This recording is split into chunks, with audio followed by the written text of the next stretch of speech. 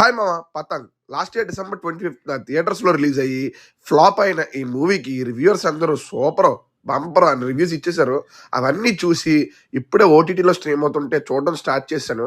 చూసాక నాకు ఎలా అనిపించింది అంటే నచ్చలేదు మామ, అస్సలు నచ్చలేదు. స్టోరీ లెవెల్లోనే ఐడియాగానే నాకు చాలా దారుణమైన ఐడియా అని అనిపించింది. పేపర్ మీద డైరెక్టర్ ఏది రాస్తే అదే స్క్రిప్ట్ కాబట్టి స్క్రిప్టింగ్ స్టేజ్లో వాళ్ళకి ఇది తప్పు అనిపించకపోవచ్చు. బట్ ఒక్కసారి సరదాగా ఈ రియల్ లైఫ్ క్యారెక్టర్లు అన్నింటినీ రియల్ లైఫ్కి మనం అన్వయించుకొని చూస్తే హీరోయిన్ క్యారెక్టర్ ఎంత దారుణమైన క్యారెక్టర్ అని అనిపిస్తుంది మా మనకి.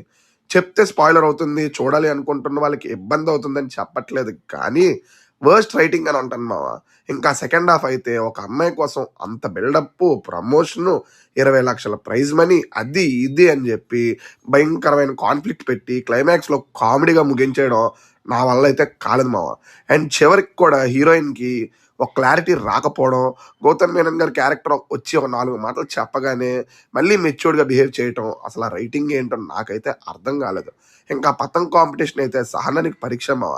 నెక్స్ట్ ఏం జరుగుతుంది అని ముందే తెలిసిపోతే ఇంట్రెస్ట్ ఎలా అయితే పోతుందో అలానే ఆల్మోస్ట్ 75% సెకండ్ హాఫ్ మొత్తం ఉండే ఆ కాంపిటీషన్ సీన్ అయితే చిరాకు తెప్పించింది మావ. చూస్తున్నప్పుడు ఒకటే అనిపించింది, ఎలా రా ఈ సినిమాకి అన్ని పాజిటివ్ రివ్యూస్ ఇచ్చారు అని అనాలనిపించింది.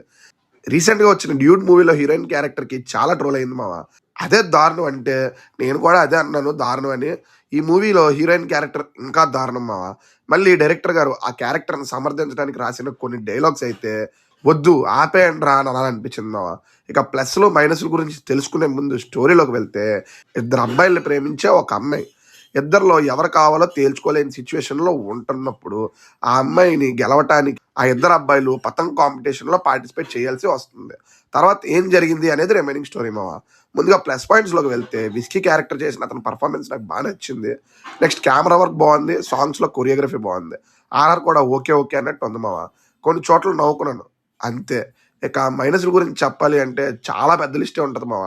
స్టోరీ, స్క్రీన్ ప్లే, మెయిన్గా heroine character, second hero performance, చాలా ల్యాగ్ సీన్స్, అసలు ఇంట్రెస్టే క్రియేట్ చేయని ఆ పతంగ్ కాంపిటీషన్, ఎడిట్, విఎఫ్ఎక్స్, ఇలా చెప్పుకుంటే ఒక లిస్ట్ చాంతాడంత లిస్ట్ తీసి ఇది బాగాలేదు అని ఎక్స్ప్లెయిన్ చేస్తూనే ఉండొచ్చు మావ. నా వరకు అయితే ఇలాంటి కథలతో సినిమాలు చేయకపోవడమే మంచిది మావ. అమ్మాయికి ఏదో డిఫెక్ట్ పెట్టేసి ఎంచుకోలేకపోతుందని చెప్పి చేతికి వచ్చింది నోటుకు వచ్చింది రాసేసి తీసేసి నేనేదో మెసేజ్ ఇస్తున్నాను వదిలేస్తున్నాను అంటే నా వల్ల కాదు మావ చూడడం. కంప్లీట్ చేయడానికి చాలా కష్టపడాల్సి వచ్చింది. ఓవరాల్గా నా దృష్టిలో సినిమా పరిస్థితి ఏంటి అంటే అస్సలు నచ్చలేదు మావ. చాలా కష్టంగా అనిపించింది.